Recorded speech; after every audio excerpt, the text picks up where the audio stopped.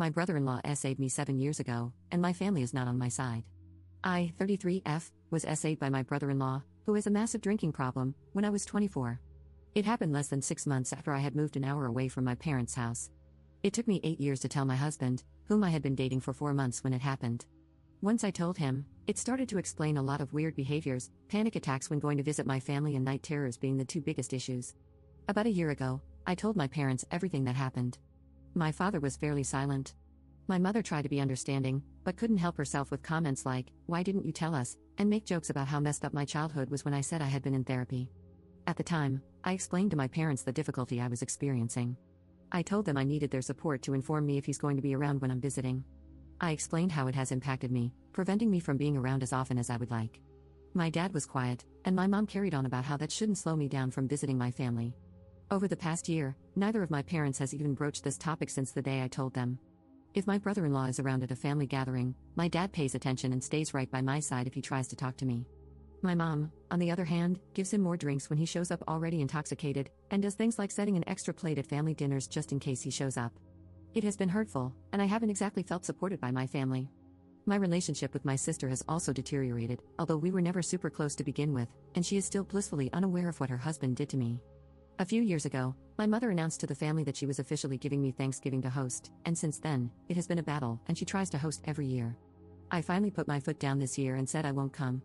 I tried to explain to her how hurt I am and that I want to be in my own safe place. If my brother-in-law actually shows up, I'll feel empowered to finally confront him, but he usually avoids me ever since the incident, and the feeling is mutual. I got emotional while trying to say this, and my mother told me not to cry. I lost it and told her I was allowed to have emotions, and she was going to listen to them even if they made her uncomfortable. She was not happy with what I had to say to her and started swinging back with unrelated issues. I hung up on her because the conversation was going nowhere good. After I got into the fight with my mom, I felt empowered enough to confront my brother-in-law. We talked, and he tried to say he slightly remembered what he did to me, but wasn't sure because he was too hammered that night. I proceeded to give him every single detail that he refused to remember. I also told him I'm not looking to blow up my sister's life almost a decade later, but he needs to step up and be a better husband and father and also stop drinking. The next day, my mom told my sister about our fight. The main point of the argument was me not feeling supported around the man who essayed me. My sister doesn't know this part, so she thinks I'm arguing about hosting Thanksgiving just because I'm difficult. I received a long, nasty text from my sister for being rude to my mother. She carried on and called me a bad aunt for not being around my nephews enough and not spending more time with my family. I felt extremely hurt by that, especially since she didn't know the full story. I screenshotted the text and sent it to my brother-in-law so he has to at least see what I'm going through because of him. So, I've been attempting to protect my sister by not telling her this secret. Should I just spill the beans and let the cards fall where they may? Update 1. To clarify some comments, I have not been fine interacting with my brother-in-law. I experienced panic attacks from the beginning but didn't understand the reason because I thought I had successfully repressed it. It took a lot of therapy to figure out what was upsetting me and causing the panic attacks and night terrors.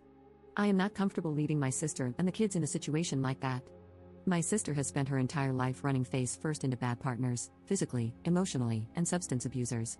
She doubles down when anyone expresses concern or tries to help her, usually making the problem substantially worse. I never want to see him again. The only time I have contacted him outside of family interactions since this happened was to confront him on Saturday and send a screenshot of my sister's nasty text. There have been no other texts, just 2 texts in the last 9 years. Funny that some suggest I should run to a therapist. I fired my last one for telling me I shouldn't address this situation at all. Right now, I'm doing the best I can with the tools I have. I foresee my sister accusing me of lying to hurt her in some way, then going no contact. I've tried broaching much less scandalous topics with her as gently as possible, and she has lost her ever-loving mind on me. She has terrible, unaddressed anxiety and is very emotionally volatile. It's pretty clear I need to tear the band-aid off. I've reached out to my dad and asked to talk to him without my mother around. I'm going to tell him that I'm going to tell my sister. I'm going to ask him to go to her house before I do this and take my nephews so they don't get exposed to the aftermath of the conversation. Update 2. I finally spoke to my dad. I told him about the ways my mother has recently hurt me by forcing interactions and telling half-truths. His rebuttal was that it was hurtful when I hung up on my mom over the weekend. Initially, he tried to talk me out of saying something to my sister by accusing me of being vindictive. I had to assert, and repeat, that what my brother-in-law did to me was a serious matter, and that I need to share the burden I've been carrying for the last decade. This was met with silence. He then mentioned he couldn't help until next week, but finally said he might be able to make things happen tonight, as my sister is currently at my parents' house. I'm waiting for a text from him to get the go-ahead to call my sister. There was definitely some gaslighting during the conversation, but he's offered to help, and it's the most support I've managed minus my husband, so I'll take what I can get. Update 3. I talked to my sister. I asked her not to interrupt me, even if she wanted to, and she respected it. She quietly listened as I told her what happened and began sobbing. The first words out of her mouth were that I would never have to see him again, he would never be welcome at mine or my parents' houses. She believed me 100%. She asked questions, including if he was intoxicated when it happened. She acknowledged that the answer didn't really matter and it was still inexcusable. This happened when we were all on a trip together visiting my grandparents. She didn't even remember going on the trip, so I walked her back to that weekend, and we talked through the details.